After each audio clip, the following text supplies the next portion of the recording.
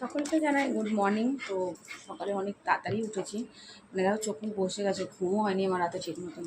তো সকালে আপাতত ঘরে কাজ বাজ সেরে নিয়েছি, আর এদিকে শানকেও রেডি করে ফেলা হয়েছে। কই আর ওই যে ও স্কুলে যাবে, এখন 10:45 বাজে, ওকে এখানে নিয়ে চলে যাবে স্কুলে, আর আমিও বেরোবো হসপিটালে।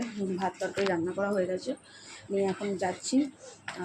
কেমন আছে না আছে না যাওয়া বুঝতে পারছি না। মামা, বড় মামা, আমি নৈহাটি অবধি যাবো, তারপর স্টেশনে বড় মামা দাঁড়ানো আছে, বড় মামার আমি দুজন মিলে যাব। তো যাই দেখি কেমন আছে, কারণ সকালবেলাটা আমার না গেলে হতোই না, তাই জন্য আমি যাচ্ছি।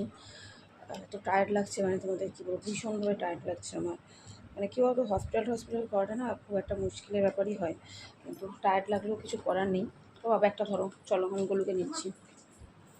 হ্যাঁ হ্যাঁ হ্যাঁ, নিচ্ছি। তো তারপর ভাবলাম তোমাদের সকালে আপডেটটা দিয়ে বেরোই।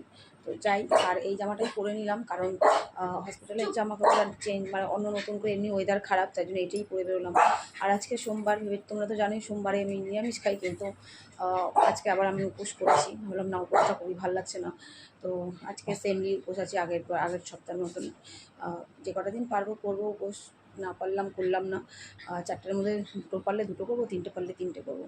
তাই উপোসটাও করলাম, উপোস করেই যাচ্ছি। ব্রাশ ট্রাশ করে স্নান করে নিয়েছি, খাওয়া দাওয়া কিন্তু কিছু করিনি। বা হসপিটাল থেকে এসে আমি তারপর ঠাকুর মাথায় জল ঢেলে যা করার খবর। তা এখন আপাতত যাই, তোমাদের এইটুকু আপডেট দিয়ে বেরোচ্ছি। চলো আসি।